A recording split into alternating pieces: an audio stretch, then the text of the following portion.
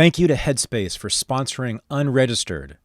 This last year has been the most difficult and most stressful year in the lives of many of us. But there is definitely something you can do about it. It's something that I've been doing for 6 years now. Go to headspace.com/renegade to get a free 1-month trial to the meditation app that has changed my life. Again, that's headspace.com/renegade for a free 1-month trial. This is the Unregistered podcast, and I'm Thaddeus Russell. This is a show about ideas, people, and behaviors that are considered inappropriate, out of bounds, or beyond the pale. The things you're not supposed to talk about if you're a school teacher, a college professor, a businessman, a politician, a parent, a neighbor, or even a podcast host. These are the things you're not supposed to say or even think if you're a good liberal, a good conservative, or a good citizen. Each week, I'll interview a person who has something bad to say. They might be a journalist or a professor. They might be a porn star or a drug dealer. They might just be an ordinary person with an ordinary job who doesn't care about the rules of polite society. I'm not interested in breaking the rules just to be a troublemaker. I'm interested in people who break the rules of conventional thought and to expand the scope of what is possible to say in our society. I'm interested in people who make me think. It has gotten to the point where I think I can count the number of real journalists in this country on 2 hands. The good news is I've had pretty much every one of them on this show, including this week. This is my interview with the great Katie Herzog.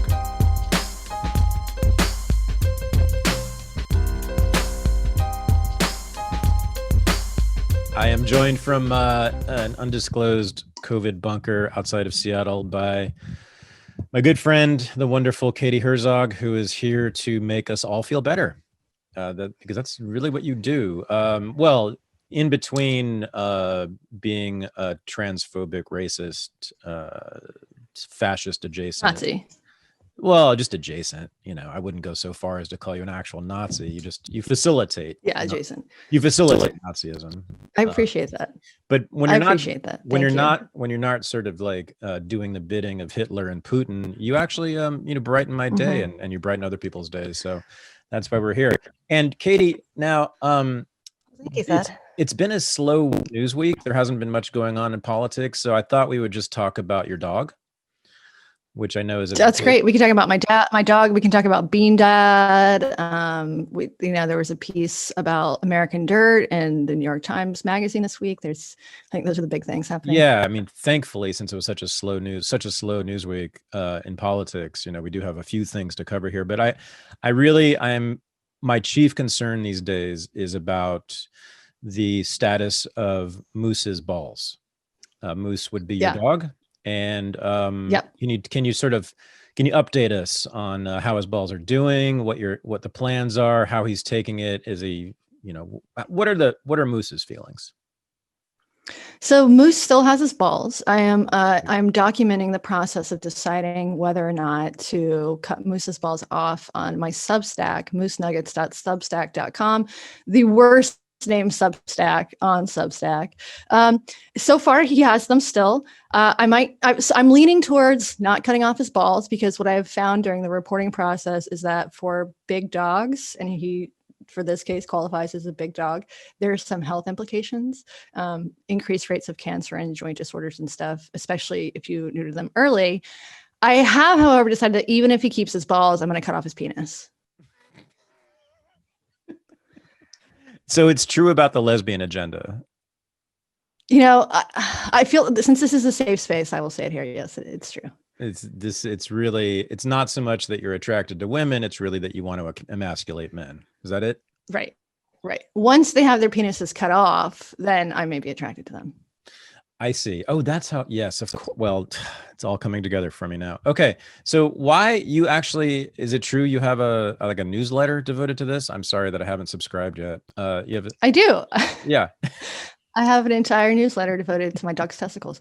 I will say, because I have no deadlines and I'm my own editor, the newsletter is very periodic. I have published 2 chapters since I think October. Okay. It turns So, out I need to have an editor to tell me what to do or I won't do it. But yes, I have it sounds kind of crazy, but it turns out that this is actually an interesting sort of right. ethical issue, because this thing that we do, right? So basically what happened is that I mentioned to a friend that it was time some months ago that it was time for me to schedule an appointment for Moose to get his balls cut off. And she said something like oddly profound. She said, "Why?" And I thought, that's a good question. And I generally don't like to do things just because we do them, just because this is the way things are. And so I started looking into the medicine and the history of spay and neuter programs and how we got here. And it turns out it's actually really fascinating. And it depends on the species of the dog and the size of the dog, but there can be some actually very bad health effects for spaying and neutering. So I have managed to piss off dog rescue people, pro spay and neuter people, some vets. So I am pleased to report that dog people are just as crazy as everybody else on the internet. So the trans activists now are joined by dog people in hating you. Right. So, and my dad had a good point about this. This is sort of his field of study. He's retired, but he was an anthrozoologist, which is the study of human animal interactions. And I was talking, and he's a great source on this stuff because he knows a lot about it and he knows all sort of the big players in this field. So he's been my editor and my greatest source for this. But he pointed out to me when I started working on it, he said, a very small percentage of the population really cares about trans issues. A large percent of the population cares about dogs. Yeah. And dog people can be really crazy. I have a friend named Bronwyn Dickey who wrote a book called Pitbull several years ago. And it was in the end, it was a pro Pitbull book. And the response to her was so vitriolic, she had to have security at her book readings. No, I mean, I have personally known many people who absolutely, without a question, prefer dogs to human beings. Oh, I think I'm one of them. Oh, well, I've suspected that of you as well. Yeah. Especially now. Which is why I wondered why you wanted to maim and emasculate your dog. But exactly. Well, but I guess you explained it. I'm not totally sure I'm going to cut off his penis. I'm still giving it some thought. I have some vets I need to talk to and get some professional opinions on this. But I'm leaning towards So why would you cut off the penis? Bottom surgery. Aesthetics. Just aesthetics. I know that I have known women who have been put off by the male genitalia on dogs, and so that's why they preferred female dogs. Well, I mean, the dog penis really is truly disgusting, which is why we initially tried to get a female dog, because once everybody has seen a dog boner, they're fucking horrific. Yeah. And my wife, when we were buying this dog, we rescued the dog from an expensive breeder. And when we were in the process of finding the dog to our rescue, my wife was corresponding with this breeder and she requested a female. And he said, all of the girls have been spoken for. And she said, "Oh, we were really trying to avoid the lipstick situation." And she showed me this text message and I was just like, can you not talk about the dog's dick? Like, tell him that his puppy is going to a home with 2 lesbians who have a problem with the lipstick situation. He still, for whatever reason, gave us a dog, but the lipstick situation is a situation. Wait, what's the lipstick situation? Have you never seen a dog's boner before? Well, yes, I saw my dog have sex when I was about 6 or 7 years old, and it was just it was transfixing. I mean, I just not traumatic. I think it was the first sex I had seen really of any kind. Yeah. It was really amazing. I was just like, wow. It just was like, wow, this is nature. Yeah, that explains a lot about you. Yeah, so they have this and I have to say I don't have that much experience with human male boners, so maybe this is what happens with men too. But when a dog gets an erection, this pink thing comes out. It's disgusting. It's an outie, yeah, and nobody wants to look at that. No, right. So that's the lipstick. I remember seeing how the length of it too, when it was fully, I guess, erect and engorged or whatever it is, when my dog was having sex. And it was real long and it was really gross. It's really gross. So I think I'm for cutting off the dick now that I think about it, Yeah. Go for it. Now, how does Moose feel about this, though? I mean, he must be quite trepidatious. Is he following the newsletter? Does he know your plans? What does he? He doesn't know any of this. He's What? a minor celebrity and he has no idea. Well, he's a dumb motherfucking dog. Like, He what? is dumb. Well, that's the golden retriever part. He's a golden doodle, and the poodle part gets it. Oh. The poodle part is is a narcissist, loves that I tweet about him, but he's mostly golden retriever, and he's too dumb to really notice. And he's the So. most famous dog on the internet these days. I mean, I wish. And he doesn't even know who's more famous. Oh my God, they have these influencer dogs, like dogs Oh. in San Francisco who Right. ride skateboards and shit like that. Of course. So right. he's not making me any money. Well, I guess he is if you count the Substack. So thank you, Moose. Not enough to keep his dick, though. Not enough to keep his dick. No. Yeah. Just periodic. Every once in a while, somebody will send me $50, but Yeah. that just So, goes great. so what you've been doing since you left The Stranger many months ago is you've established this podcast, which became an instant hit. You fucker.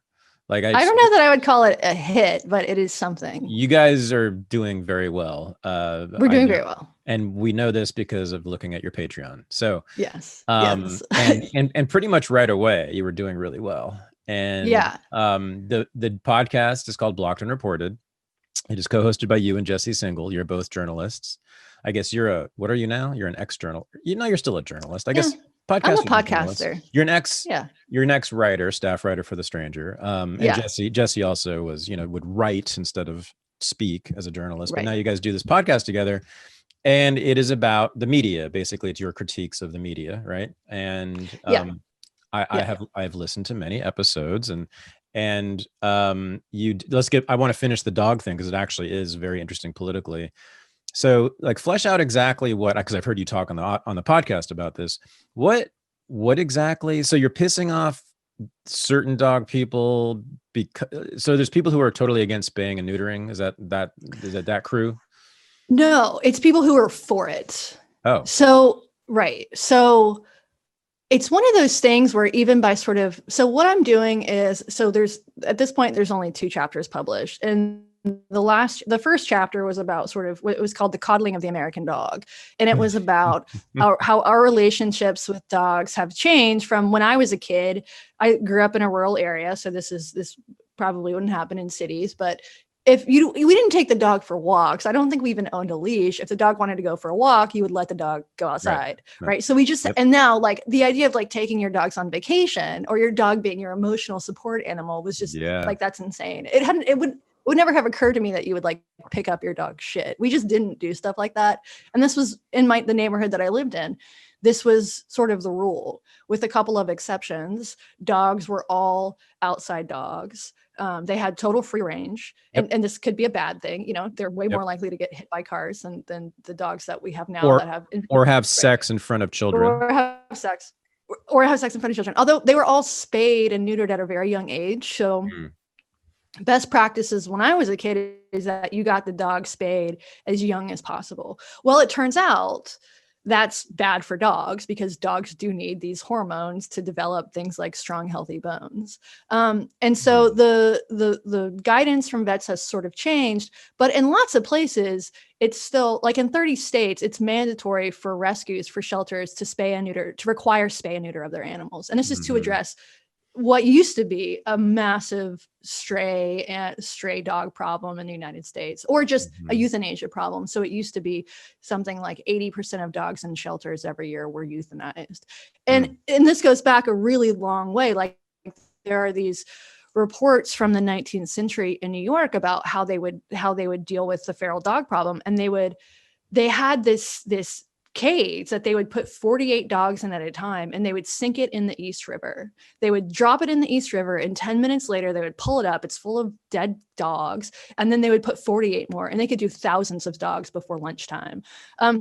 India spaying and neutering actually started in India. India still has like very serious rabies problems, and they would shoot them in the street, right? And so spay and neuter programs were instituted to address this problem, and they were really, really successful. And so now about 80% of American dogs are spayed or neutered every year. So we went from in the 1970s less than 10% of licensed dogs to now 80% of all dogs. So it has been And euthanasia rates have gone way, way down. So it has been one of the most successful, if not the most successful, animal welfare movements in the history of the species. But there are these other problems, which is primarily that dogs, for one thing, it depends on the species, but you do have higher rates of deadly cancers and really serious joint disorders that can make your dog's life shorten and make it live in pain, associated with early spay and neuter. But the other thing that's interesting that has happened is that there's a shortage of puppies in the United States. And this is especially true during COVID when everybody wants to get puppies. And so if you want a puppy, you can go to a breeder, although it's harder now to, you can't just, in most places, you can't just go down to a pet store and get a dog because there are laws against, puppy mills, which is a vague term that can encompass, really horrific, inhumane situations to also like clean, orderly, well-regulated commercial breeders. And so what's happened is that shelters are now, because there's a shortage of puppies, shelters are now importing puppies and dogs from other places. So domestically, this means that they send animals from places where they don't have many, where they have a surplus of other countries of dogs. Like other countries. So they send them from the south to the north, and the southwest to the north, and they also import them from other countries. Yeah. So there are about 1 million dogs imported every year. And so the really interesting thing about this is that some of these are, street dogs from Puerto Rico, but some of them are also from puppy farms in places like Ukraine and Asia. And so the same people who would never support a puppy mill, who believe, adopt, don't shop, are actually getting puppies from foreign, unregulated puppy farms where conditions can be way worse than the US. And then they get transported across the world, which is traumatizing to an animal. There are lots of instances of them dying, en route to their new homes. And so this is not to say that people shouldn't get a foreign rescue or a rescue from like Houston if you live in Maine or whatever. This isn't to say people shouldn't do it, but you should just do some research before. So like if you find a German Shepherd puppy that is like in a shelter and they say, this is a foreign import or whatever, it's probably from a puppy farm. This is not a puppy that was rescued. This is a puppy that was bought from a puppy farm. So it's really interesting, and I think of it as a sort of moral laundering, right? Where you can feel good about this purchase when what you're doing is actually supporting this international puppy trade. But because it's called a rescue, you can sort of feel like you are actually like rescuing something as opposed to just like paying a breeder for a puppy. Right.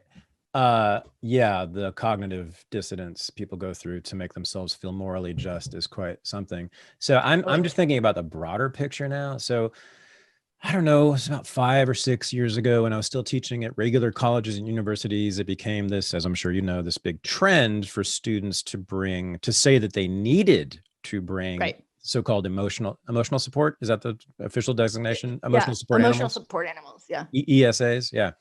And my parents, to move into an apartment in San Francisco, they had to get their dog designated by a veterinarian or somebody, or maybe it's a doctor. Right. Who does that? Who is it? A doctor or a psychiatrist or a doctor? Or I mean, you can get them online. You can like pay $70 and to like ESA.com or whatever and get an emotional support animal letter.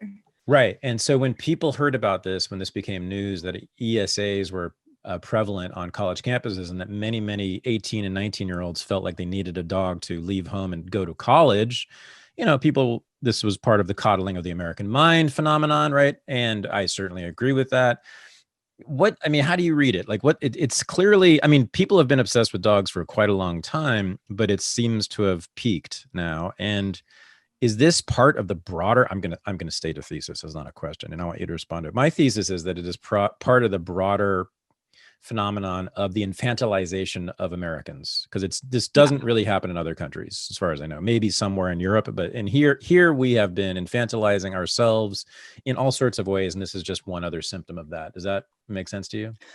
I think that's part of it. I also think just to be cynical about it, there's you can let's say airplanes, for instance. Like if you want to fly with your dog just like your pet dog on an airplane, unless it's small, that's really hard to do. You have to pack it into, if it's small, you can just like bring it in a carrier or whatever. But if it's not small, you're supposed to pack it into a crate and put it in the belly of the airplane. Nobody wants to do that. It also costs money. Nobody wants to do that. If you have an ESA letter, then you can do this for free, right? So I think that's also part of it, is people taking advantage of this thing because they want to fly with their animal.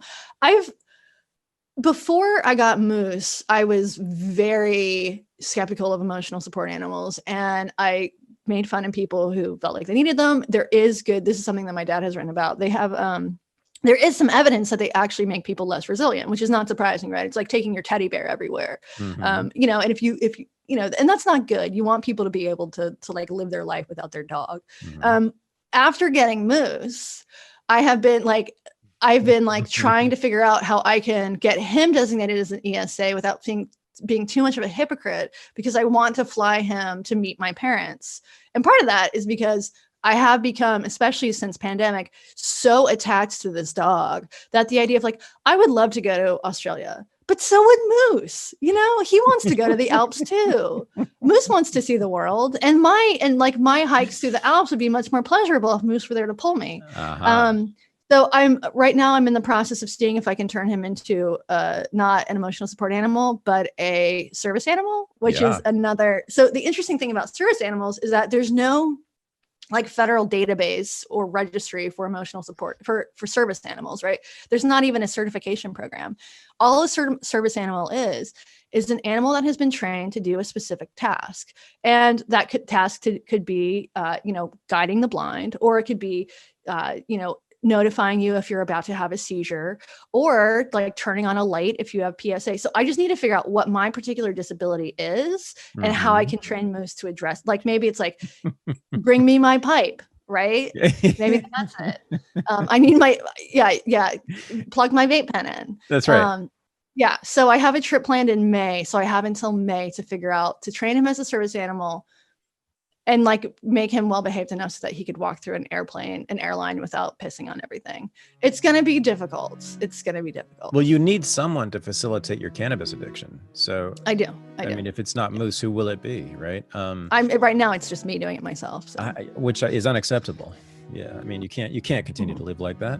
The CBD industry is one of the fastest growing industries in the world, and that is why many CBD companies are actually conglomerate corporations. That's not necessarily a bad thing, but it does mean that most of them don't bother to give you the kind of personal attention that Paloma Verde CBD gives you. With every order, you get a personalized note from Vanessa Abelar, who, with her husband Carlos, own and operate Paloma Verde from their home in San Antonio.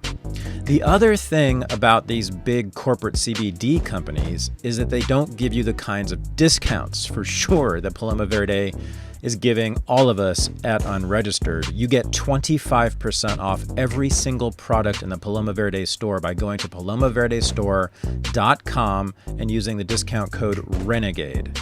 25% off everything.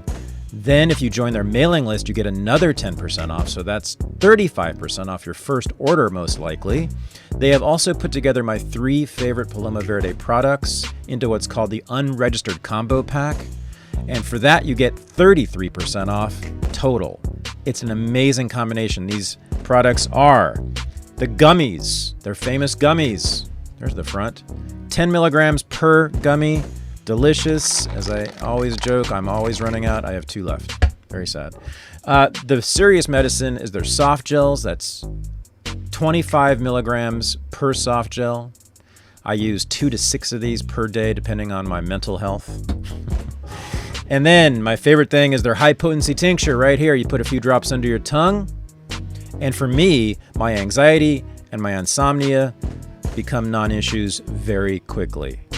So, again, go to palomaverdestore.com, use the discount code RENEGADE, get the kind of attention and discounts you won't get from the big corporate CBD companies.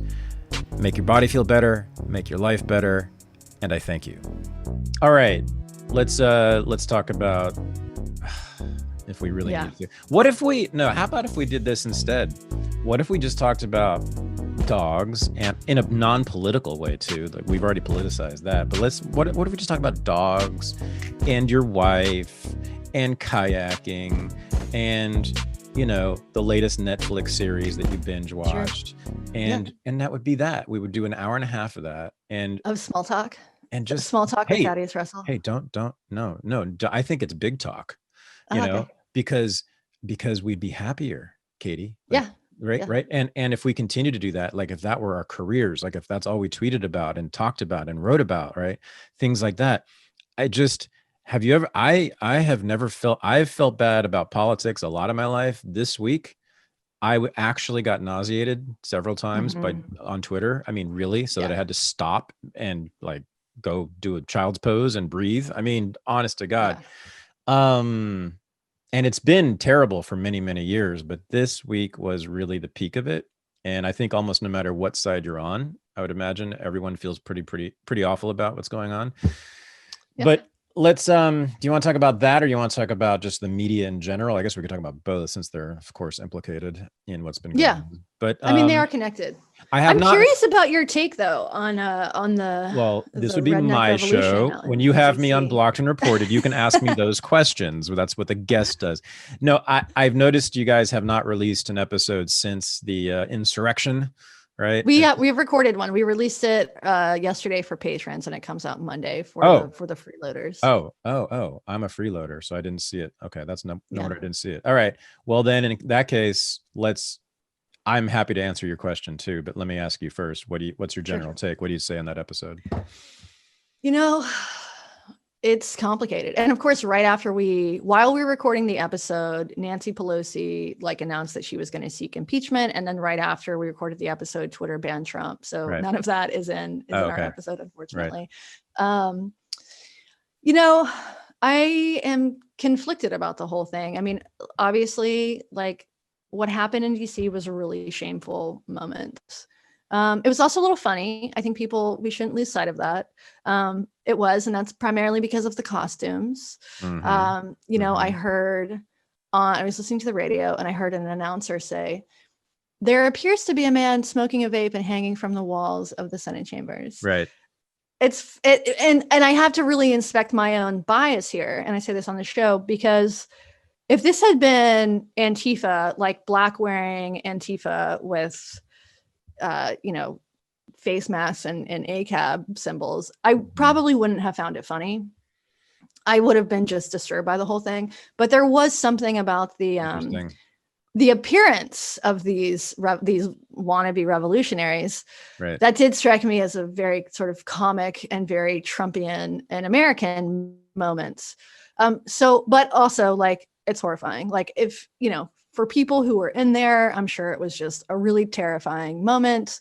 I saw some video yesterday of this mass of people crushing cops against a wall. That was really disturbing. So there's that. First of all, it's fucked up. And then there's the media coverage of the whole thing. And I don't want to pretend that protesting against racism is the same thing as trying to overthrow a fair election. But, I think that both groups, I heard Sam Harris, he released a podcast before this came out, and he was saying, there are two cults in America. On one side, they believe that the election was stolen and that Trump won in a landslide. And on the other side, they believe that this is a white supremacist nation. And they're both operating on bad information. And I agree with that. And I do think that the media coverage of the riots this summer was, at least on the left, was largely sympathetic. Even when there was real destruction and people's livelihoods were being destroyed and people were being terrorized. And so to see the same people talk about how, property damage isn't violence and all cops are bastards and there needs to be, disarm the police and defund the police. Now saying, this was violence and what the cops should have done is shoot at all of those people is pretty rich. It's pretty rich. So I am struck by, I shouldn't be struck by this because it's obvious that this is how it was always going to be, but just the level of inconsistency that I'm seeing on both sides, totally on both sides. Like I watched a little bit of Tucker Carlson after what happened this week, and Tucker sounded like a Black Lives Matter supporter talking about Black Lives Matter. You know, he was saying this is basically riots are the voice of the unheard. And you know, it's to me, like my guiding principle in life is like, don't be a hypocrite. And so I want to evenly apply my own sort of ethics onto these situations. And there are some parallels that I find very striking. Just over 6 years ago, I was in a very bad place in my life. I was suffering from panic disorder, tremendous amount of anxiety, and terrible insomnia. Many people for a long time had been telling me to meditate, but I just never could get myself to do it. Finally, though, I actually found a free offer from headspace.com, a mindfulness meditation app. I got it. I took their basics course, which is right here, and I'll never forget the first session. After 10 minutes of meditating with Headspace, I felt like my life had changed. And it had, because I had these tools going forward after I finished the course in which I could just at any moment reduce my anxiety by being focused, by being present, by being in my body, by being in the space around me, rather than obsessing about the past or worrying about the future. That's what Headspace has done for me hundreds and hundreds of times. I wish I could say I have meditated every day since then, because every day that I do meditate with Headspace is definitely a better day for me, overall, in every way. I have been telling my friends and family about Headspace for more than 6 years now, because that's how much I believe in it. So I am incredibly honored and proud and happy that Headspace chose to sponsor this podcast. So if you go to headspace.com/renegade, you can get a free 1-month trial, the same trial that I got more than 6 years ago that changed my life forever. Headspace.com mindfulness meditation has also been proved in many, many scientific studies to be effective. So it's not just me, it's not just the hundreds of thousands of people who use Headspace. It is scientists all over the world who have studied this extensively. There's really no debate about it. If you meditate with Headspace on a daily basis, just like I did, you are guaranteed to reduce your anxiety, your stress, and to sleep better, and to be more focused in your life. Also, this is the last thing I'll say, I find tremendous pleasure in meditation. I learn to feel the pleasure just in my life around me, in my ordinary circumstances, in the place I'm sitting, and the smells and sights and sounds that I experience on a daily basis, because again, it takes me out of the past and from the future, which are almost always just causes of worry and anxiety. Go to headspace.com/renegade, get this free 1-month trial. I guarantee you it's going to help you, especially in these hardest of times. Thanks. So what is it, and now this may sound like a strange question, but I think, and I don't have the correct answer, and I'm not here to sort of like bust you for having the wrong answer, but I want people to explore more deeply what exactly it is that bothers them about this. Sure. So what exactly is it that you find, I forget the word you use, disgraceful or terrible, whatever it was, about what happened in DC that bothers you, that you find to be so terrible? What precisely bugs you, rubs you the wrong way about it? Well, it's part of it is the motive, right? The idea that it was called Stop This Steal. Like, I don't think that this was organized. I think that, and this will all come out when there's a congressional investigation, and I could be totally wrong about this, but I don't think that this was organized. I think what happened is that this was a bunch of excitable people who got to the Capitol and saw how easy, just sort of this mass of people pushing through this crowd of cops, like saw how easy it was. And then a lot of people sort of like filed in behind them, like, oh, it's party time. Right. But the intent, but I don't think we should let forget the intent, which the intent is right there in the name, stop the steal. So part of it is I'm incredibly disturbed that there are large numbers of Americans who honestly believe the lies that they have been fed by Donald Trump and right-wing media that this election was stolen. And maybe the best response to that would have been to actually have some sort of, congressional investigation into the election. But it's not like nobody was looking into this, right? I mean, Trump filed 60 lawsuits, right? Republicans were investigating this, and there were isolated, sort of aberrations, but this election was won by Joe Biden. It was won by Joe Biden. And I'm disturbed by the fact that a large percentage of Americans don't believe that. They'll never believe that. And some of them resorted to violence in order to overturn this election. Now, on the other hand, I have some sympathy for them because I think that they were duped and they honestly believe this. And if I honestly believed that the election was stolen, I probably would think that this was justified, right? But the fact is that they're not. They're operating on bad information. The same way that I think that BLM protesters are operating on bad information when they think that, the cops shoot thousands of unarmed, innocent Black people every year. That's also operating on bad information. Right. So I'm disturbed that, as Sam said, we have these two cults in America. One of them seems virtuous to half the country. One of them seems virtuous to the other half of the country. Okay. And I don't know how we get back to a place where we're all operating in the same reality. Okay. So the Trump legal team has found, they say, tens of thousands, maybe hundreds of thousands in some cases, of ballots that are highly questionable or outright illegal, like people who voted who lived in another state, people who were dead, all sorts of things like that. Not just I don't trust them. I mean, right. Hold on. Okay. So, I mean, right. So Rudy Giuliani to me is like one of the worst politicians in my lifetime. I mean, I lived in New York City when he was mayor. He's not a fascist, but he's as close to one as there is in this country. He is has authoritarian impulses up and down. He tried to outlaw art in New York City when I was living there. Okay. I can't stand the guy's politics. Steve Bannon, who's kind of like really the ringleader of this. He's got the Hub, his war room, which I've been watching to a lot. It's, it's all about like God, country, family, veterans, stuff I can't stand, nationalism, stuff I cannot stand. But I've been listening and watching his war room, which is really the hub of this stuff. And I have to say, Katie, I'm quite compelled by the argument that there was at least widespread fraud that very well might have swayed the election one way or the other. Here's the thing, though. Neither you or I really know.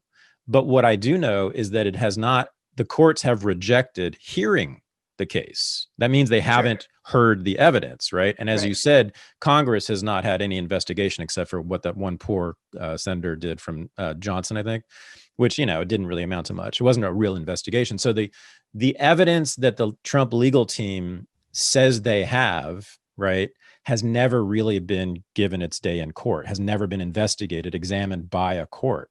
So until that happens, correct me am I not right that people have a right to be seriously outraged? There's a difference between being seriously outraged and overrunning the Senate and trying to stop procedure. I mean, and I will just say, like, if your sources for this are Rudy Giuliani and Steve Bannon, like, I would recommend finding some other sources. Like, surely there are people who are not totally fucking insane, unhinged, partisan, asshole, evil people who could make this, if there's some truth to this. Well, they're definitely partisans, but what makes them unhinged? Really, what makes Rudy Giuliani he's not even when I hated his. I mean, I as I said, like, I disagree with all of his politics. I don't think he's unhinged. I just think he's an authoritarian. He's not. Here's what I'm saying. He's not. I do not think that he is a credible source on this. I don't think Steve Bannon is a credible source. I don't think Donald Trump is a credible source. I wouldn't have a problem at all with some sort of actual investigation and I think that it would have been politically wiser for the Democrats to say, okay, we'll investigate it. But I'm sorry. Why do you think the Democrats have not investigated it? Why do you think they've dismissed every claim out of hand? Because I think they don't believe the claims. Well, again, like, I mean, you have, a state like Georgia, right? Like, the Secretary of State is a Republican, right? Yeah. These are not, there's just, there are going, in every election, there are going to be isolated cases of people voting in the wrong state or whatever. Or they're going to be isolated cases of fraud probably. Sure. But I just have seen no evidence that supports widespread fraud. And I will say I have not been listening to Steve Bannon. Maybe I should add Steve Bannon to my media diet, perhaps. I mean, I'm not like, I fully agree that we should not believe the things that people tell us in general, be skeptical of everything. But I just don't think that Steve Bannon and Rudy Giuliani are people I would trust on this issue, or frankly, any other fucking issue. Oh, okay. Well, it's not just them. It's also conservative media outlets like the Federalist and certain parts of the National Review, not all of it, who are certainly conservative and Republicans, but they're not actually Trump types. They're not actually pro-Trump. They're more sympathetic, I suppose, to Trump, but they're not Trump, diehards at all. They're anti-Democrats. They're definitely anti-Democrat. Yeah. But they've also been saying this is likely to have been fraudulent. But also, I mean, just look at the polls. Like, this is fairly, what the result of the election was fairly in line with what the polls were telling us. And not to say that polls can't be wrong. Polls can obviously be wrong, but just sort of, people don't like Donald Trump. And a lot of people don't. I mean, obviously, a lot of people like him, but even people who don't like Joe Biden are willing to vote against Donald Trump just to get the man out of office. Like, we're not talking about an incredibly popular politician here who is bested by a nobody. This isn't a case like this. We're talking about a historically unpopular politician who was voted out by the fucking former vice president. It's just instinctively. I mean, okay. Let me try another tack. Motivation. Okay. So, motive for the crime. My gosh, it's off the charts. Okay. So, everyone knows that Democrats overwhelmingly have believed for 5 years that Trump is a Nazi and a traitor. Okay. Yes. That's an emergency. That's an emergency, right? If I believed that, I would have been stuffing ballot boxes by the fistful, right? If I believed that Hitler was actually in the White House, I wouldn't care at all about election rules, and I would be cheating in every way possible to get him out of there. To me, according to the Democrats' own thinking, they were morally obligated to cheat. Would you allow a fair and free election if Hitler had a chance of winning? Yeah, I would. Would you? Yeah, I believe in democracy. Oh, really? Yeah. Well, okay. But here's the thing. Like, they're also like, people have inspected some of these, like, there was some viral video going around of a guy I don't remember where he was, some state where they did vote by mail. And this video goes wildly viral because it looks like the guy is like taking a ballot and throwing it out. This American Life went and interviewed the guy, and there's a perfectly rational explanation for what happened. The ballot box, the thing that you feed the ballots into, was jammed by something that was like put in an envelope. And so he's taking that out, looking at it, and throwing away. So something like that goes viral out of context with no explanation. It looks like voter fraud, right? Of course, people think that it is because it looks bad. Well, there's a perfectly logical explanation. It's like ghosts, lots of people believe in ghosts, but when you get down to it, it's like, no, it turns out there was a methane leak in your house and you're having hallucinations. Sure. There are plausible and there's just explanations for aberrations all the time beyond just fraud. Oh, excuse me. Lost my head.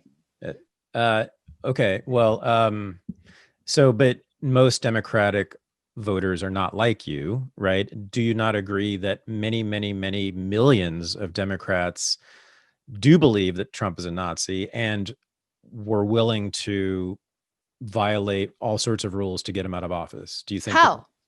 Well, let's say, so Russiagate would be a huge example, right? So 3 years of a manufactured hoax, right? Sure, but what we're talking specifically about ballots here. So how? Like, if you were going to commit voter fraud, how would you do it? Well, I want to establish motive first, right? So, I mean, to me, it's been very clear that Democrats have been willing to do just the most horrific crimes, basically. I mean, Russiagate is one of the biggest crimes ever committed by a political class in America. What was the crime?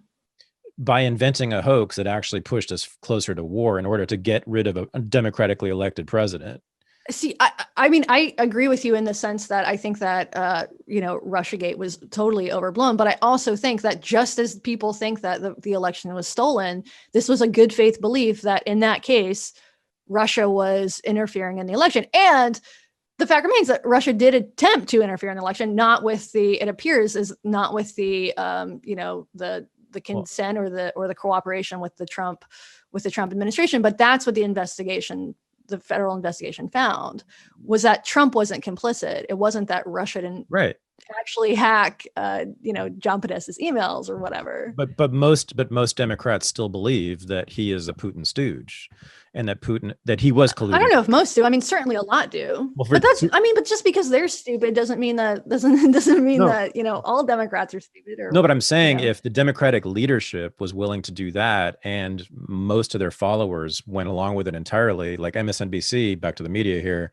reported on this 24/7 for 3 years, and then it turned out to be all bullshit, or 99% bullshit, and then they just sort of stopped talking about it. But again, like, if you believe that he's a Nazi and or a stooge of a foreign adversary, right?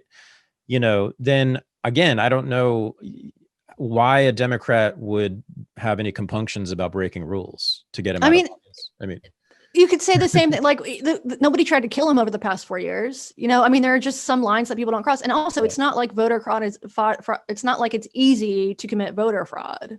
Well, it was a lot easier this time with the drop boxes and the mail-in ballots, right? That's not easy. I live in a state you live in a state that's had vote by mail.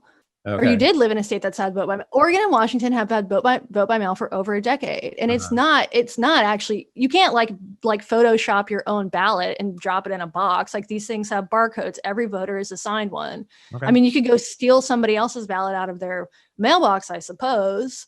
But I mean, we live in states that have had this for a decade, and there are not widespread incidents of voter fraud in vote by mail. And the fact remains, like, we're in the middle of a fucking global pandemic. Vote by mail should have been, everybody should be voting by mail.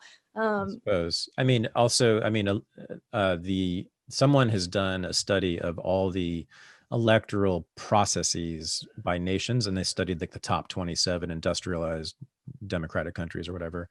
I think 26 or 27, and the United States came out last.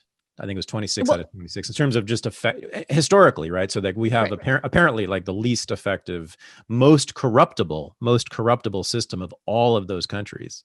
So that doesn't surprise me. We're bad at a lot of shit. Sure. I mean, part of that is because it's state by state, right? We don't have any sort of federal system for voting. If we had a federal system for voting that was uniform, then things would probably be better in places where they're worse. But I actually think vote by mail is the best way to vote because it's incredibly easy. I'm just saying that tells me that's telling me that the opportunity was there, right? So we have extremely high motive to cheat by most Democrats. My 80-year-old mother said what she would like to do with Trump is put a bullet in his head, and I know she's not the only one, right? And so, but she didn't do it. Nobody did it. No, but she would condone it, right? Clearly. And she would certainly condone cheating on the election, as I'm sure many Democrats would. I'm positive. I mean, how would they not after Russiagate and after the way, and again, let's talk about the media, right? How the media has treated Trump. I mean, how would you I sort of know how you think of this. How would you evaluate how media has treated Trump over the last 4 or 5 years? In some ways, I think they have treated him terribly. In some ways, I wish they would treat all politicians the way that they've treated Donald Trump, right? I mean, if there was some consistency here, we would have been hearing about children in cages during the Obama administration, right? I mean, there's no doubt in my mind that the mainstream media, and in that I include the New York Times and NPR and CNN and MSNBC, they are biased. Their staffers are biased. Their listeners or their readers are biased. Right. There's internal pressure to conform to the narrative. I absolutely believe that. I also think Trump is a fucking idiot and he deserved to have the spotlight on him. What I can't stand is when they lie, right? So Trump says something on camera, and then he contradicts himself a minute later, and somebody from Vox takes that clip of him saying something heinous and puts that on Twitter, and that gets 100,000 retweets in an hour. I hate that shit. I cannot stand it. Even in Charlottesville, if you take the entire context of what Trump said, he says there are fine people on both sides, and then a minute later sorry, I'm gonna restart that. Are you going to edit this? We can, but you're good. It's fine. Okay. It's fine. I'll just restart that in case. No, it's fine. It's just Okay. for those listening and not watching, Katie's AirPod fell out of her ear for 1 second. It's fine. They can handle it. It's probably going to happen again. Okay. So what was I saying? Okay. So that's what I hate. I hate when he says so much dumb inflammatory shit that you can just quote him honestly. Right. And he still looks like a fool. But instead, what they do is they take the worst possible moment, the worst possible reading, they strip it from context, and they put it online, and they make him look even worse than he is. And I don't see the point in that. And they've never, here's the point. I mean, I'm agreeing with you completely. And they've never done that to any other president, even George W. Bush, who sent us to a huge, disastrous war and installed this horrible surveillance state also. But we also didn't have social media during the Bush administration. True. Right. So, I mean, I think that George Bush was a more disastrous president than Donald Trump. Right. In terms of his actual actions, in terms of the division of the country and what has happened in the last 4 years, which is partly Donald Trump's fault, partly the media's fault, partly the tech company's fault, in terms of the fraying of sort of the fabric of America, Trump might be worse. In terms of the number of people who just died, well, Bush is obviously worse. If you care if you care as much about Iraqi children as you care about Americans, which I think we all should, then George W. Bush is by far the worst president we've had in the last 40 years. I'd say even compared to Obama, just on policies, from a left wing or libertarian perspective, I don't see how Trump is worse than Obama even. Well, he hasn't done much. Exactly. I mean, that's the thing. Exactly. Right. Exactly. He's been incredibly, and when it comes to policy, other than some of his, and part of this is because, resistance in Congress, he hasn't been able to do much. But, all he can do is basically legislate via executive order, which can then be overturned. I mean, I think we talked about this when I was on your show the first time, but, in terms of the issues that I really care about, I care about the planet more than I care about people. And so where I think Trump has been worst is his environmental record. Okay. And I'm not talking specifically about climate change. I'm talking about oil leases and things like that.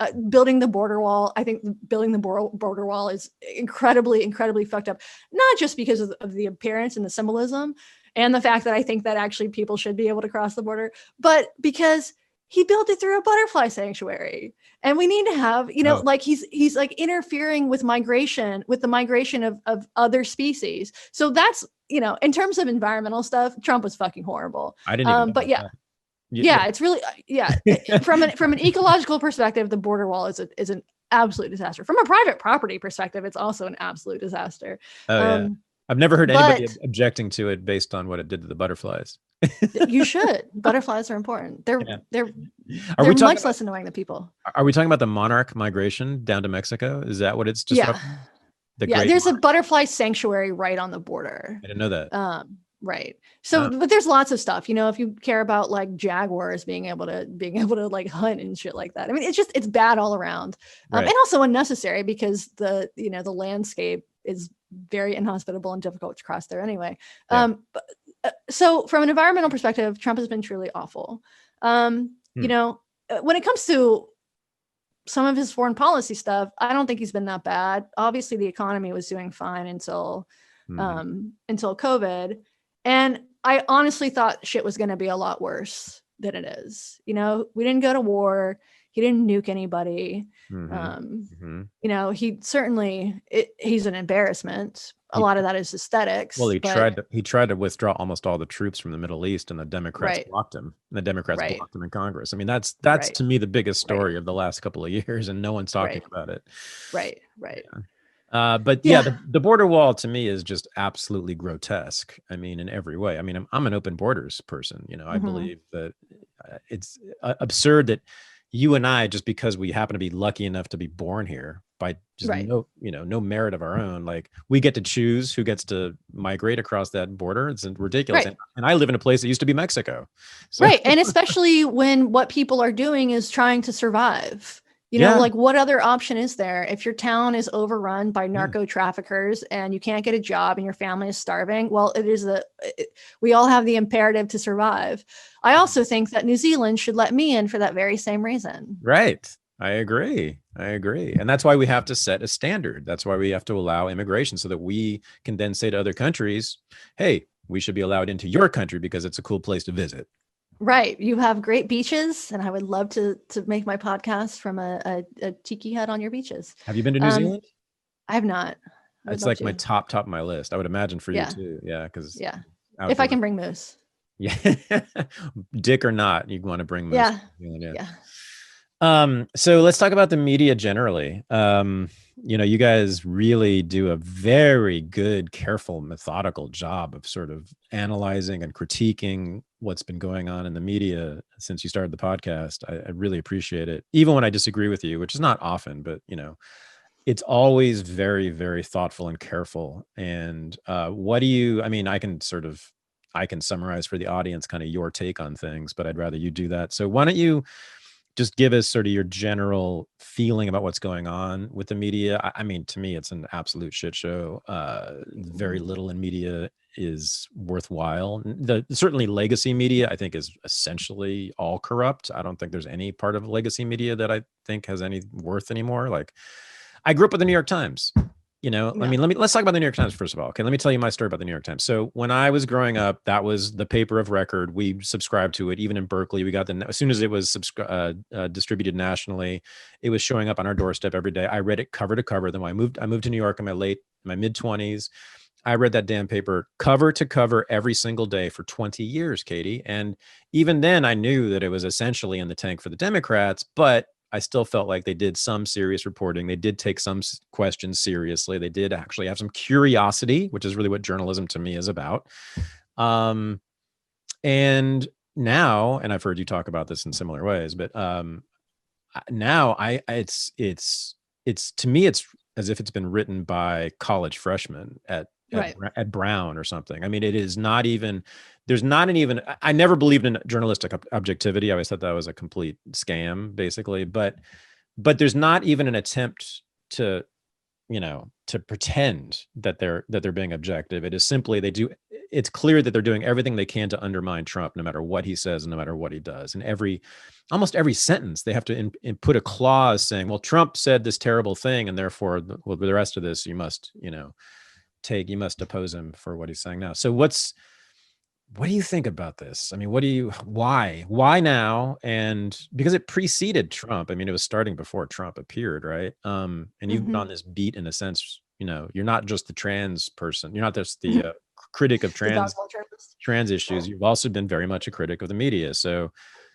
what the fuck? I mean, how did that, central institution in American cultural life become what it's become? Just the New York Times alone.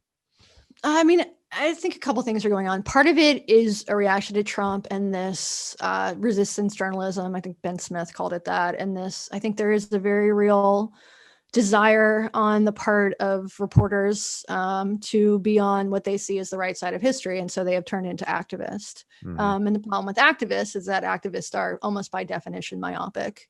And I don't, you can be an activist and be a journalist, but it needs to be transparent. Right. And that's the problem, is that it's often not. So I think that's part of it. I also think there's economic forces here, the hollowing out of local papers due to first Craigslist and then Facebook and Google scooping up ad dollars, first from local papers and now from digital outlets that are all failing as well, for better or worse. And when you don't have, like right now, a lot of reporters, if you want to be a reporter, 40, 50 years ago, it was sort of a working class job. You go and you learn the trade. You start out at your local paper. You work a beat. You follow the cops or the courts or the school board or whatever.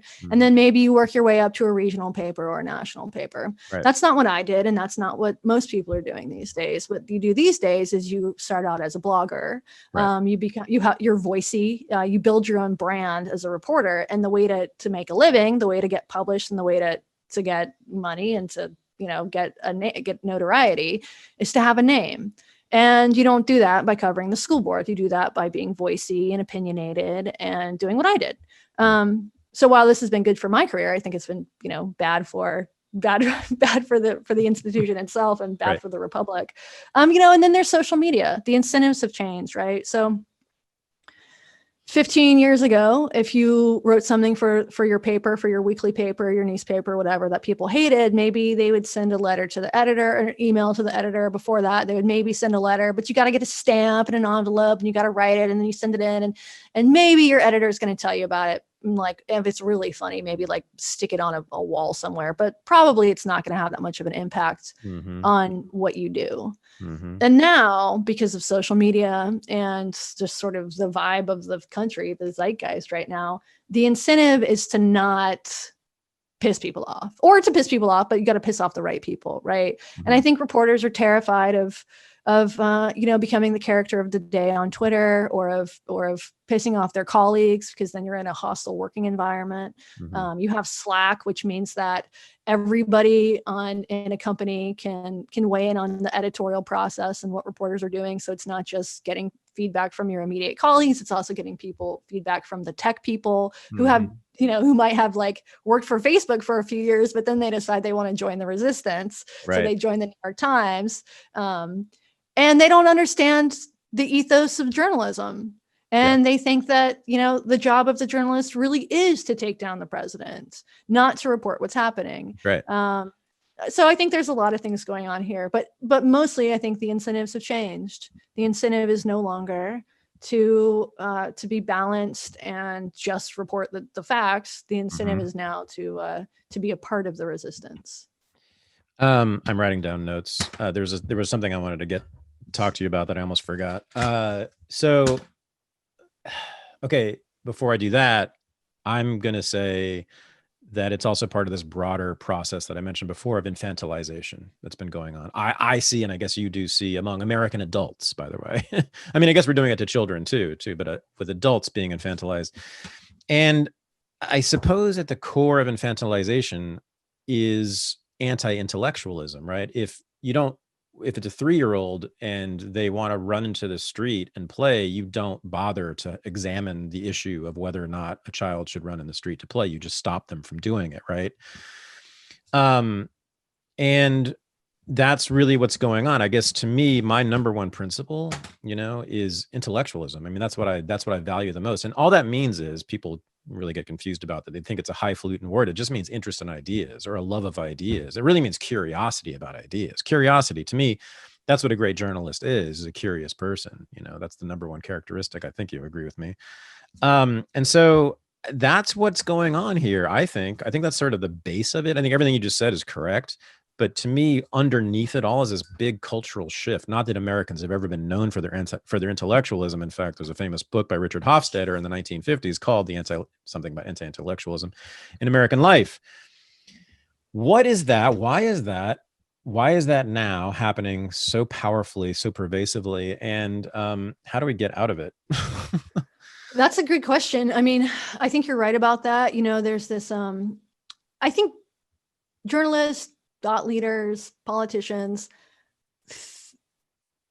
think that people, if exposed to something like fake news or hate speech or whatever, are going to automatically believe whatever they hear, and B, crumble, and maybe there is something to that, because people certainly have a lack of resilience right now. It's like the easier the world gets, honestly, it's like we have no shell, sort of the less able we are to handle conflict or conflict or anything else, really, any sort of hardship. So I think there's something going on there. As to why this is happening, I mean, I think John Haidt would refer us back to social media. That social media is sort of, in some sense, the root of this.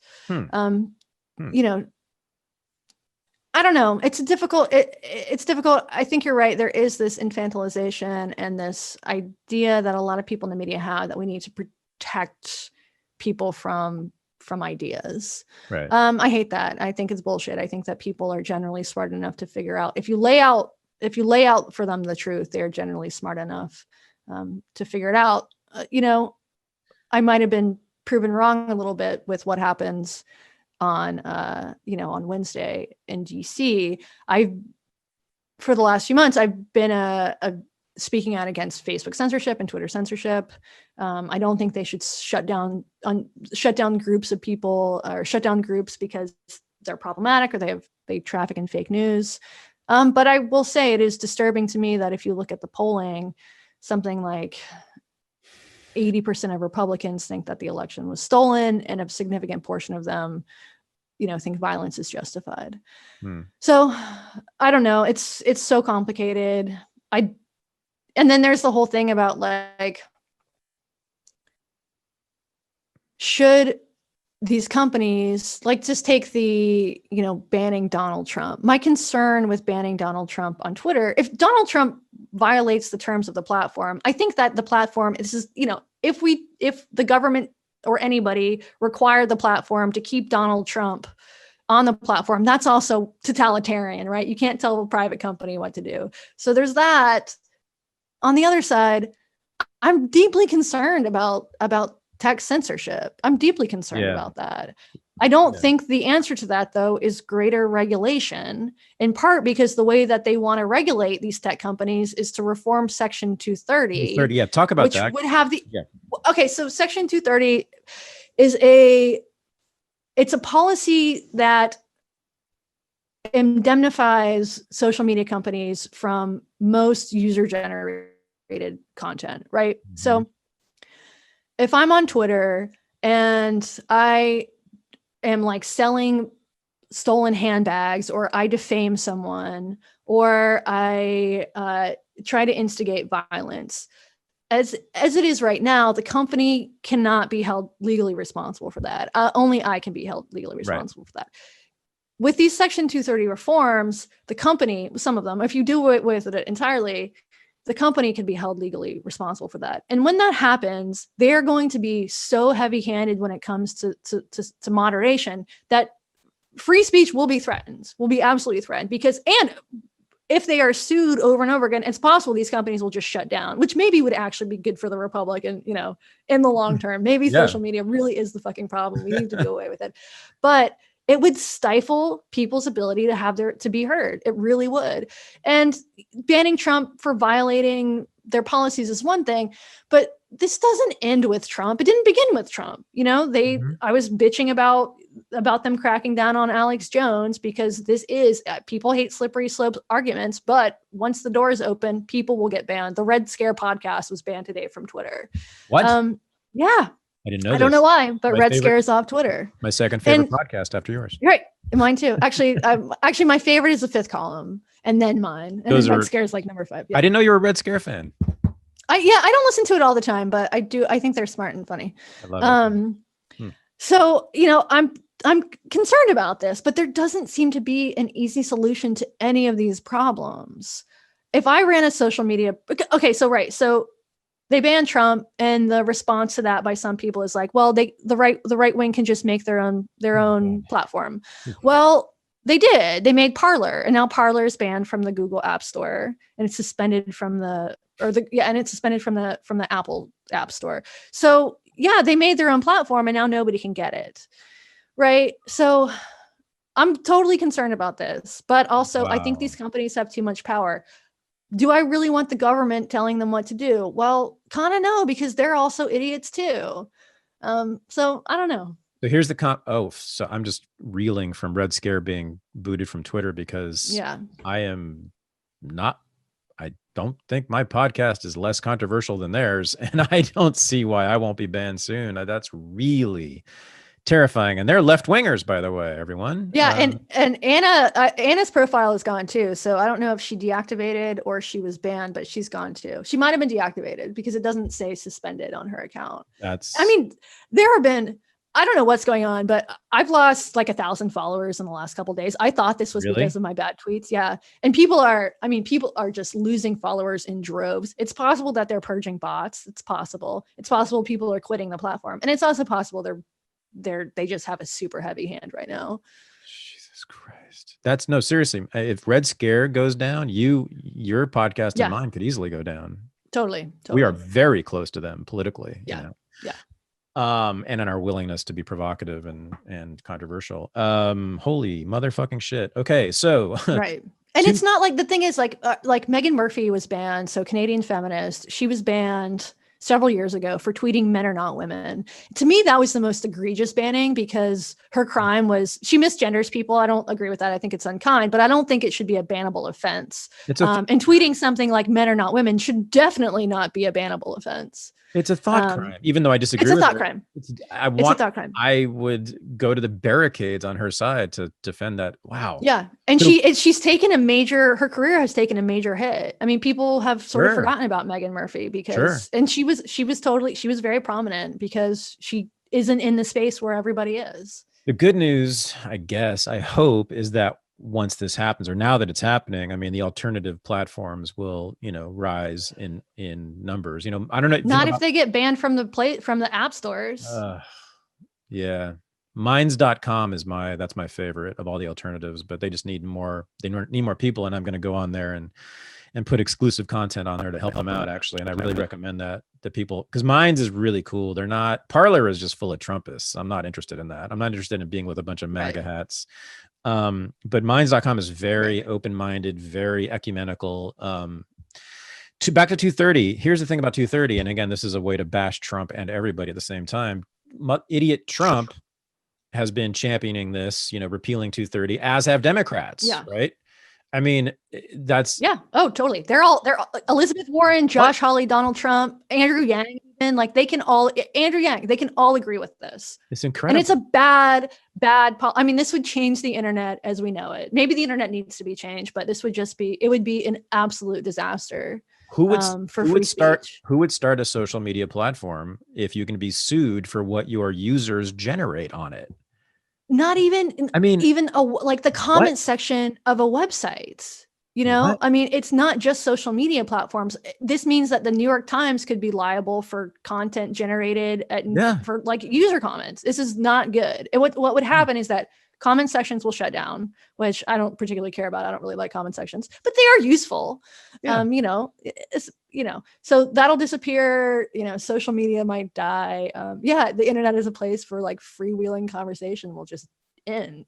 It's going to be a catastrophe if this happens. Yeah. All right. You and Jesse ran a thought experiment about a couple months ago in your episode on Glenn Greenwald. I think it was right around the time of the election. Remember, that episode? I have no recollection of this. Yeah, sure. Just because you smoke too much weed. I do.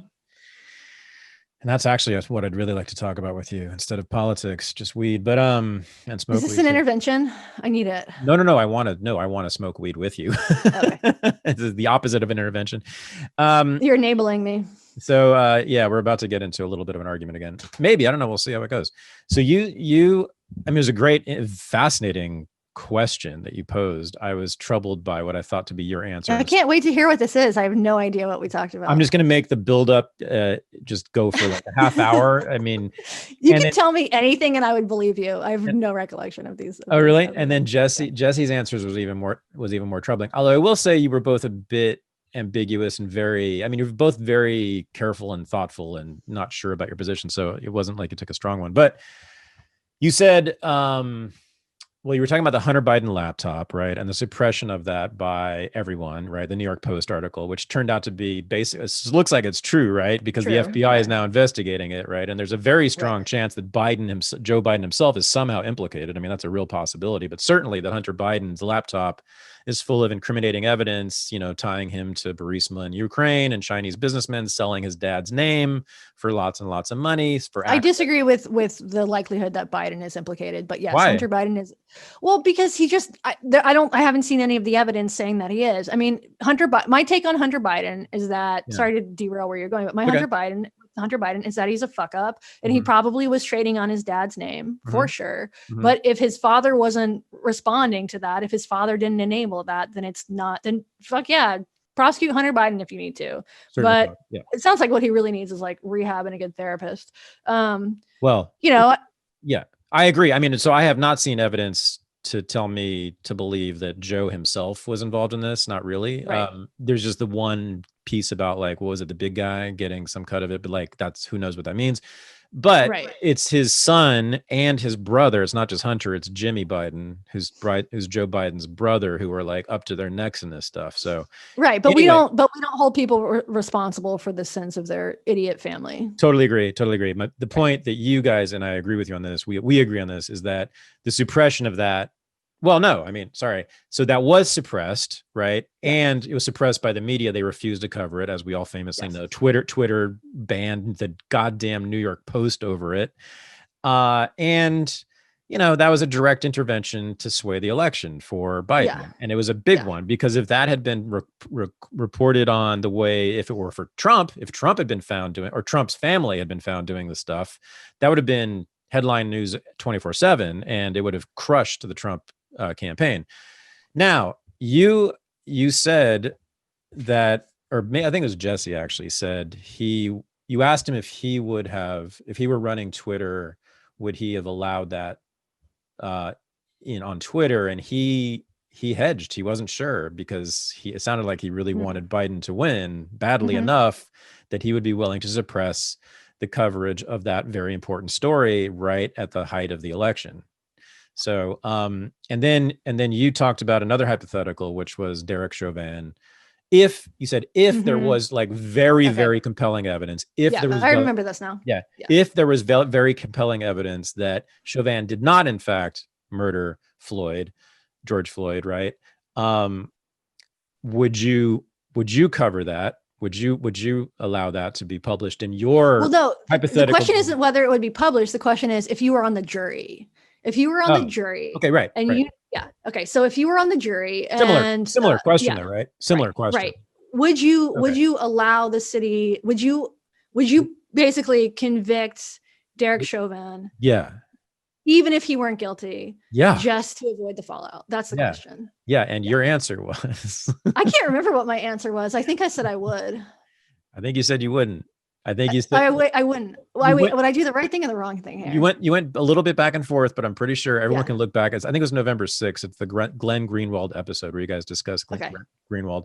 It's during that episode, but I'm pretty sure you said that there's a good chance that you would not vote to acquit, even if you knew that he was innocent. Right. Because the consequences of because and you said in the podcast, you weighed, like you said, well, if we acquit this guy, there's going to be even worse rioting in the streets, like in 1992 when they acquitted the cops after the Rodney King beating, and 62 people died in Los Angeles, right? After that. Right. And, but you'd be putting an innocent man in prison possibly forever. Right. But I think it is worth pointing that we've all seen the video. So there is that, right? So we've seen the video. So I'm sure there are better cases that we could have chosen to like think about this. Okay. But one where it's more, I mean, I actually, what would you do? Well, I mean, so first of all, I do think Floyd died of a fentanyl overdose. I mean, if you look at the toxicology report, he had 3 times the amount of a lethal dose in him. I mean, so he's a big guy, though. Big guy. Yeah, but I mean, he had that and meth in him. He had a huge amount of fentanyl and more than enough to kill a man. Right. But also like your neck being nailed on for 9 minutes, certainly would exacerbate a situation like that. Yeah. So when it comes to the cops, I'm a fucking anarchist. Okay. So I watched the entire video and I was pissed as hell at the whole thing from the beginning to the end. They should have never been there in the first place. The cops should never have been there. They treated him like shit, like an animal. Definitely. But I don't think the knee on the neck killed him. I don't. I think it was really grotesque, and I would have wanted to do bodily harm to that cop if he did that to me or anybody I cared about. So I get all that. I just don't think it killed him. But anyway, let's take a case where it's even more ambiguous, right? Yeah. You're on the jury and then the evidence comes out where it's clear that the cop was innocent. Let's say the Breonna Taylor case. Great. Right. Where we don't have any video. Right. Okay, good. Right. So if you were on the jury in that case and you saw evidence that was absolutely slam dunk that they were completely innocent, that Breonna Taylor like pulled a shotgun on them or whatever and was firing off rounds, missing them, but whatever. But you damn well there would be massive riots in which quite possibly many people would die, many more than Breonna Taylor, right? Right. I mean, it's an interesting thought experiment, but I'm really clear about where I am on this. You want to think through this? I think it's weighing the two.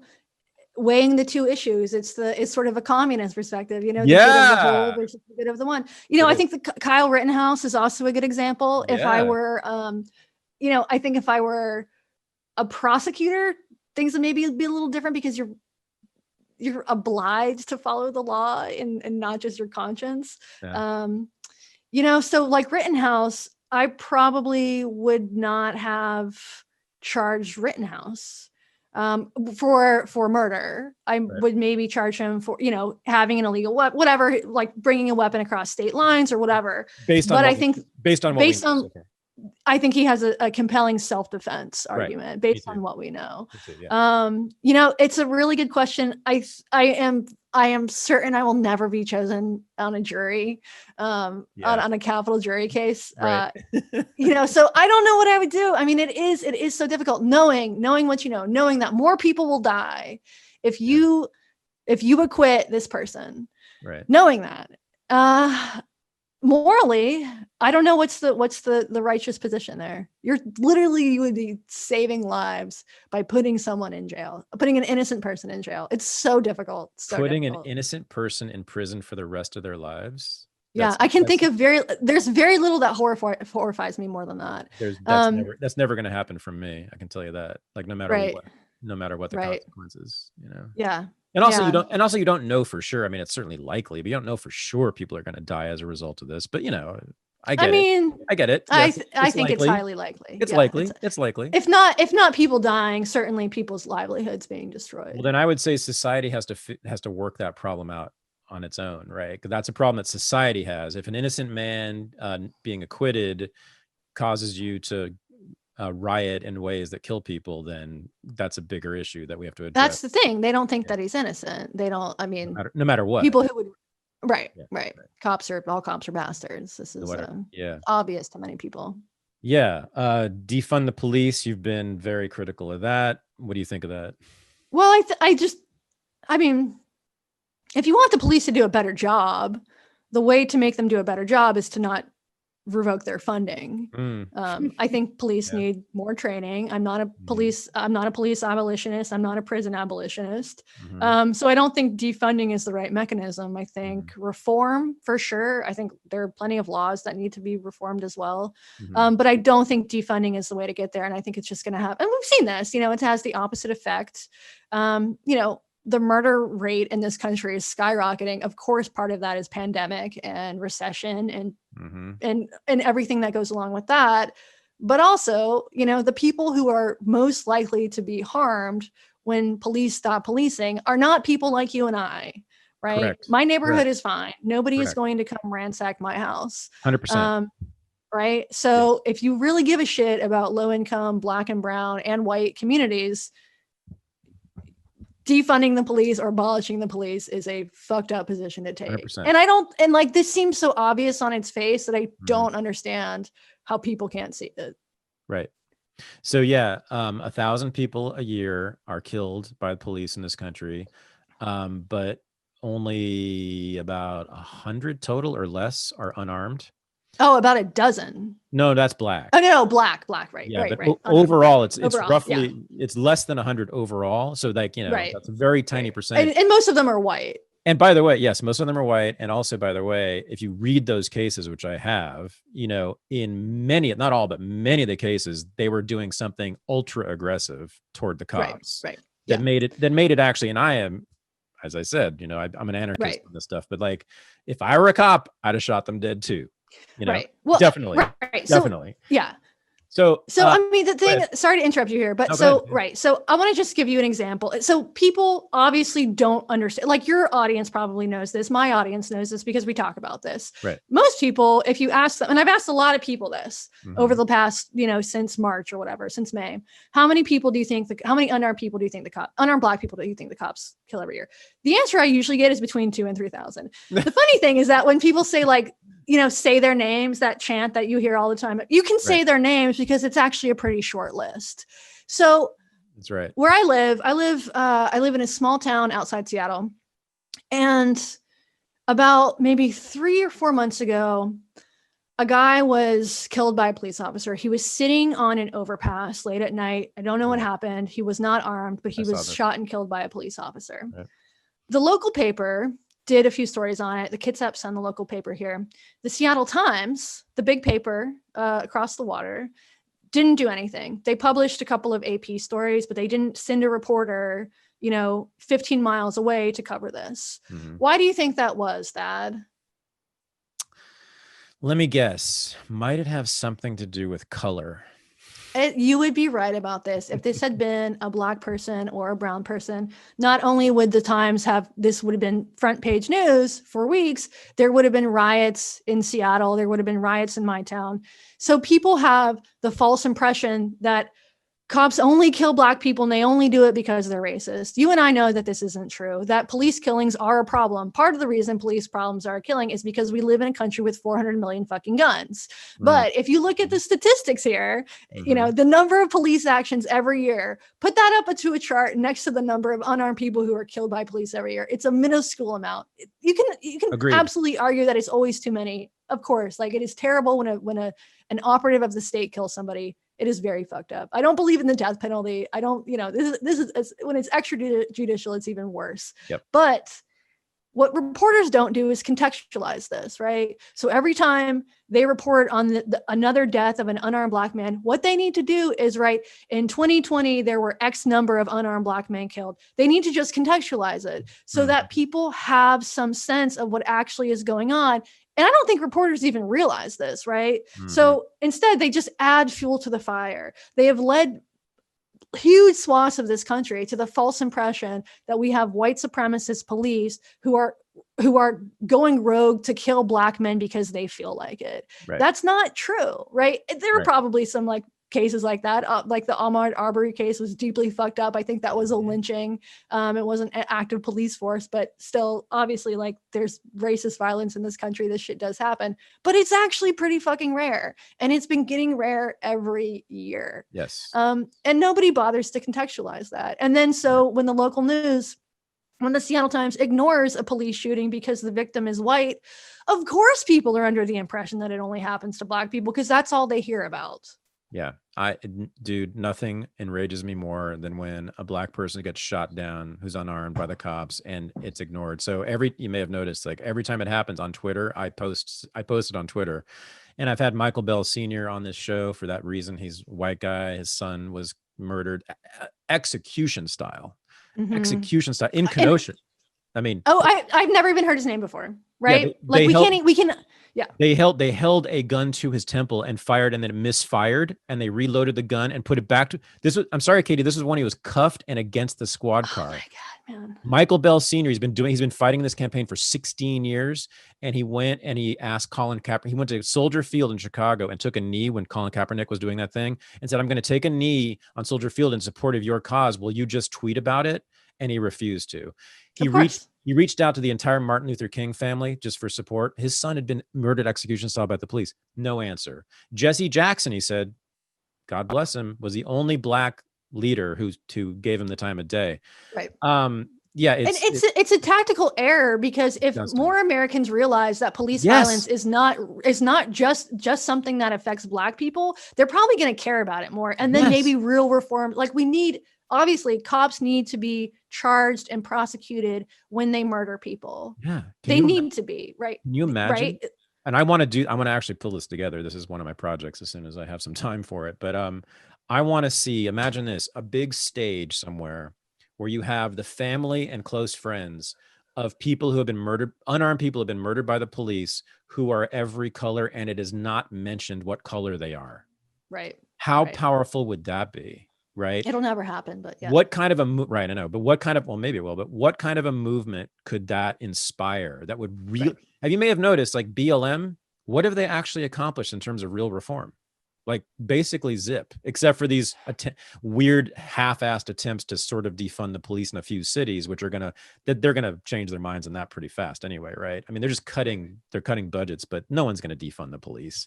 And there's and I agree with you. Oh, here's my thing about defunding the police.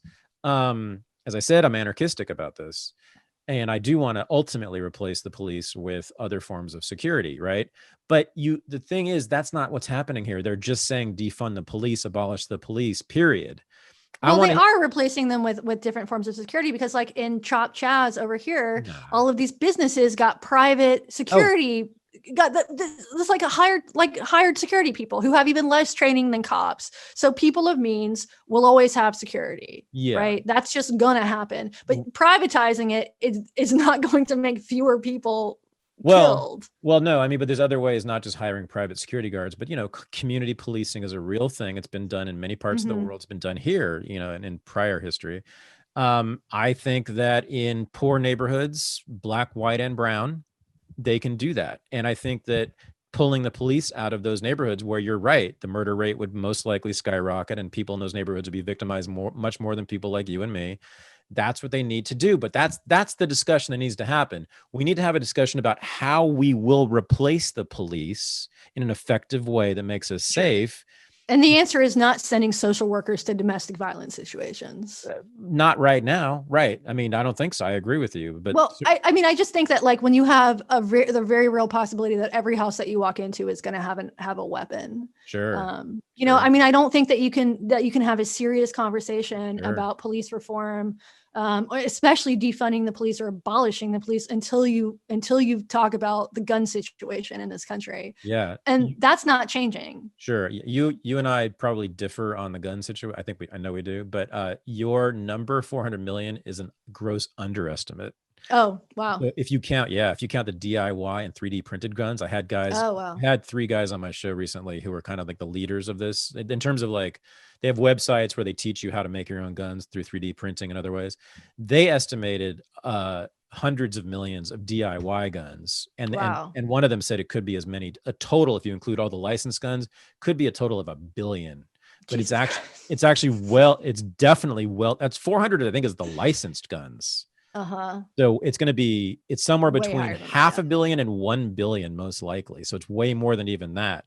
Now, some of us think that's a good thing. And some of us think that's a bad thing, but you are right that, if I were a social worker and you said, oh, well, we got this domestic violence call from some dude in some like sketchy part of town. And again, this is cross color. I mean, if it's a trailer park in Appalachia, or really anywhere in the South, oh my gosh, the South? Anywhere in the South, if you send me as a social worker to a domestic violence case somewhere in the South, in some poor neighborhood in the South, it's almost guaranteed there's going to be people with guns and probably people who are drunk with guns too. And I am not setting foot in anywhere near there. So I agree with you. That's again why we need to have community policing. And there's been, there are serious feminist alternatives to dealing with domestic violence that are non-carceral that need to be addressed. It's sort of community-based, grassroots, various means of self-policing, essentially. Sure. And that's, to me, the first conversation to have. Then we can talk about but when we have an alternative, right, and at least an alternative set of ideas about how to do this, and we start to do it ourselves, then we can talk about defunding the police. But it's the cart before the horse here. Right. I mean, that's the thing, is we're not getting to the root cause of these issues, right? Whether maybe it's toxic masculinity, not what I would put it on, but you got to get to the root cause of the issues or nothing changes. Maybe it's, I think poverty is a huge problem. Loneliness, fractured communities, people not having even secularism, which I'm an atheist, but not having sort of the structures, the community structures that we had in 1950s America, where you go to your bowling league and then you go to church and you have your family and maybe you're miserable, but at least you have sort of people checking on you. Yeah, but there were a lot of people beating up their wives back then, Sure, but they probably deserved it. Yeah. I was going to say, to me, actually, one of the root causes of this stuff, domestic violence, is the nuclear family and this idea that lifelong monogamous relationships are the only way to go. Now, having been part of many long-term monogamous relationships, and I'm sure you can agree with me, it's the hardest thing to do. And it's where the most passion is. I'm a middle-aged lesbian. It's not hard for me to be monogamous at this point. You're young. You're not middle-aged. I'm almost 40. Oh, big fucking deal. I could be almost your grandfather, not quite, but almost are dead. Well, okay. All right. So yeah, I would like to know how many domestic violence situations, what percentage of them alcohol is involved. I'm guessing it's incredibly high. Huge. So, huge. you could, but that's just the problem, right? What are you going to do? Prohibition? Well, that's not actually going to fix anything, because then there's just going to be people making fucking moonshine in their toilets, right? And having like drinking poison. I'll show you what the answer is, Katie Herzog. It's what you have in your hand too. Right. Weed, the answer to everything. I'm not kidding. Right? You must agree with me on this. If we got people to replace drinking with this or some other drugs too, like just that alone, I guarantee you, because people don't fight when they're high. No, totally. They think of stupid like thought experiments and crochet. Yeah. No, I think you're right about that. But the problem there is like it has to happen. That can't be a top down thing, and I don't think like making alcohol harder to get would actually solve the problem. So I don't have solutions to any of these problems, but I do think that we need to get to the root of them and think of, solutions at the root of these problems, and then the downstream effects will come later. Yeah. All right. Let's talk about podcasting, and I'll let you go. So now you're a podcaster. You were not a podcaster 9 months ago, right? Well, I was on a podcast. The Stranger had a weekly podcast called Blabbermouth that I was on every week. Painfully, I hated doing it, but I did it every week. And I didn't make any extra money from it. And now I only do the podcast. I don't have the full-time job. But that much podcast, better situation. You were just sort of like a regular co-host. Yeah, I was a panelist. Yeah, there were four of us. You weren't running it. Yeah, you weren't running it, and you weren't the host, really. Yeah, no. This is a different ballgame. This is yours. You're making money from it. It's your only means of income, basically, right? It's your job. Yeah. Right.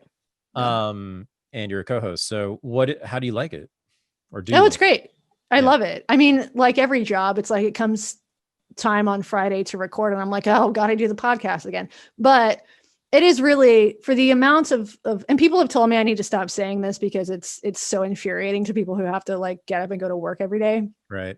The amount of labor into it for the return. Oh, it's really good. It's really good. Oh yeah. Yeah. And I enjoy doing it. My co-host and I enjoy his company, and he doesn't annoy me, at least not yet.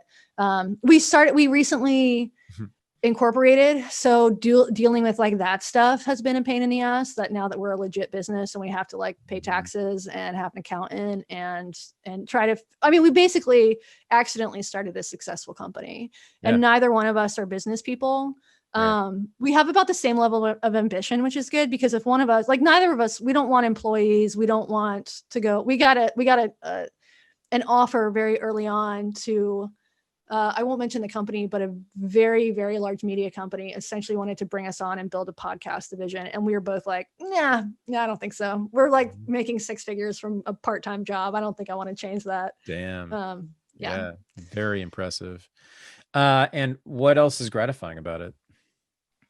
I would imagine. Well, one thing that's been great about it is that there's a community. So we have a lot of it is on our Patreon, which I don't actually have access to because I'm not a patron, and Patreon sucks, and they won't give us like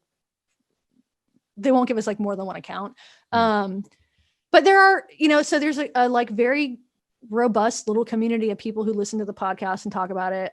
We have a subreddit. That's great. It hasn't turned toxic yet. I think they had to shut down a thread on what happened at the Capitol. That was the first like thread that had been shut down since it started. So I like that level of engagement with our listeners without having to deal with all of the hatred that comes at us. Because the difference between having the podcast, the things I say on the podcast, a lot of it is stuff that I would have been sort of too afraid really to write at The Stranger because of the backlash and because of the internal hostility from my colleagues. There wasn't much that I centered myself on, but there was definitely some. And since everything that has happened with race in the past year, I think it would have been really difficult for me to sort of feel good about myself and what I believe in that environment, because the pressure to conform to this one narrative is so high. Yeah. And so I love not having the pressure to conform. And the reason people, like, we just haven't gotten that much hate. And I think that's because people don't really hate listen to podcasts. It takes time, right? Like you can hate read an article and then tweet about how, or not even read it, just look at the headline. Yeah. But people don't typically like sit down and hate listen to an hour of people who they can't stand. I don't know. I get some of that. Yeah. Not- Well, we not a haven't lot. gotten it yet. There's been some like isolated blowups of people on Twitter sort of listening to the show and getting mad at us, but Mm. it's been really sort of nice to have a pause in the level of vitriol. I mean, when I worked at The Stranger, there were stickers. Their stickers are still there, but there's stickers all over Seattle calling me a Nazi with my face on them. Oh. Right. Right. It's fucked up. There were 3 different versions of them too. I didn't know they put your and- face on it now. Yeah. They like took an image of me talking to Megan Murphy from a YouTube thing that we did. And they used a like very cute picture of both of us, which I thought was very kind of them. They could have made me look way worse, but instead they used a nice photo. Talk about inciting violence. Holy shit. Right. That is so yeah, it's fucked up. So I like that. I don't have to go anywhere. Mhm. Yeah, I know. I don't have to go, my commute was an hour on a boat, Right. that gets old after a while. There are some downsides, I guess, to being isolated from the rest of the world, but that's more about pandemic than So you know why you like this so much more? Is because you've deinstitutionalized. You're no longer, even though The Stranger is as, relatively chill, hippie like institution, it's still an institution, right? With an editorial board and editors and rules and staff colleagues who have their own ideas about what journalism should be, blah, blah, blah. But you are on your own. It's freedom. You have no institution overlooking you. You have no institution to worry about. So I think that's it. No, you're totally right. And we've gotten offers from podcast networks, and some people have come to us like, if we start a thing, would you want to join it? And my answer is not unless you pay me $100 million. I mean, I see no upside to joining. This could change if somebody builds something that we want to be a part of. But for me, I see no upside to being a part of a group. We don't need it. You just don't want to be part of a network that has rules about what you can say ever at all, or even the implication that that's possible. If it's simply like co-promoting, then that's fine, I would think, but because we're just starting our own network. We just added a new podcast, but so we're dealing with these questions right now, and I'm kind of thinking through them for the first time in a serious way. But I mean, that's really the model that I'm trying to pursue, is just to co-promote, period. Sure. I mean, but I will only, of course, also have podcasts that I don't necessarily agree with, but that sort of fit my brand, for lack of a better word. I mean, I'm not going to have like the DNC's latest propaganda podcast on my network, or the Republican or the RNC's either. But so I'm super stoked that you're doing this, and I'm super stoked that you're free. And I hate that there are stickers of you saying that with your face on it. That's but it's one of those things where all of the disgusting. I'm one of the outlier cases where cancel culture has actually been good for me, because the more people complain about me, the more exposure they give me. True. And the more exposure they give me, the more people listen to me, and the more people who hear me and they think, oh wait, that does not actually sound like Hitler, or that person doesn't actually sound transphobic. And I think it can be an eye-opening experience for people to realize that this very basic truth, that the shit that you read on the internet or on stickers posted around Seattle isn't necessarily true. Yeah. Shocking. When I met you, I was struck by how like kind and polite and courteous. And don't ruin my reputation. Fuck off. And friendly you were. I mean, seriously, and I thought this must be partly Southern, but partly just who she is. It was not at all what I expected. I mean, and by the way, your Twitter is, it's not hostile, really. I mean, a little bit, but you're mostly so lighthearted. It's almost like I want you to be a little meaner, a little nastier.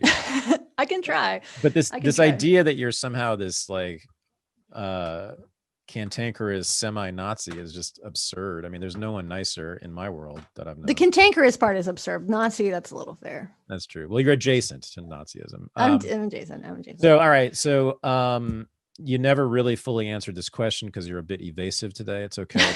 I need to know, and I want to bring it full circle here. So I just need to know what my position should be vis-a-vis Moose's balls. Should I be for them or against them? And I actually That's really, tough. I really That's don't tough. know. Like, you confused me, and you weren't really. I think Yeah. you're deliberately obfuscating here. I was. What? Because I can't spoil the end of the series. Now I need you to know, remember my history as a child watching, Yes. when I was 7 Yes. years old, my dog with his extended, disgusting pink thing coming And out of that's his dick, when you entering that's why you're into bestiality. entering another dog's, let me just make this really clear, entering another dog's vagina and then producing butthole. It was the dog's butthole. butthole. Oh, butthole? I'm kidding. Yes. Oh, Yeah. Jesus. They're into anal now? I don't know if your dog was gay or straight. Oh yeah. Definitely straight. I would never have a gay dog. All right. What should my position be? What is your position? It should be. Where are you on this? Here's my position. I will give you the real answer. Okay. It depends on the dog. Some dogs, if you have a dog, like I talked to Megan Daum the other day on her podcast, and her dog is extremely horny. Her dog is also a Newfoundland, and it's fucking massive. And so if I had a Newfoundland puppy that thought that my leg was just the sexiest thing that had ever seen, and it was constantly leaving deposits on my jeans, right, I would probably neuter the dog. Mm-hmm. Moose isn't like that. Moose is raised by 2 lesbians, so he's a little asexual. He's entered the bed death portion of his life stage. And so I don't think Moose particularly needs it. The other thing to know about this is that dogs are like mammals. They are mammals, and they, like human beings, go through puberty. So your dog, even if you have a horny dog, a large horny dog, it's probably only going to last a little while before your dog sort of ages into adulthood and its T levels drop and its sex drive goes down, and then you don't have that problem anymore. Okay. So the position is, it depends on the dog, and what vets should be doing is having conversations with their clients about the dog's health and the likelihood that the dog is going to get out, and whether or not you want to take your dog to dog parks. And it should be individualized. And what we have now is not that. What we have now is a one size fits all solution for all animals. Okay. And there's some consequences to that. So as for Moose's balls, I don't know yet. But I do know that he will be having a vaginoplasty. I was gonna say I'm gonna take a stand on his penis, so to speak. I'm not gonna be for that. That's not okay with me. People say that I'm transphobic, but if I were transphobic, would I turn my dog's dick into a vagina? It's true. You've become one of them. You've become what you have critiqued. That's right. Right. You've criticized. Right. Katie Herzog, you're a great pleasure. Always to talk to. Thanks for coming back on, and best of luck with this podcast, and congratulations. Thank you, Thad. It's always good to talk to you. Thanks for having me on. Cool thing. We'll do this again. All right. Peace. Bye. This is the Unregistered podcast, and I'm Thaddeus Russell. To join the new Renegade University, go to renegadeuniversity.com. To join the new Unregistered Underground, the supporting listeners group for the podcast, go to unregisteredunderground.com. Thanks for listening.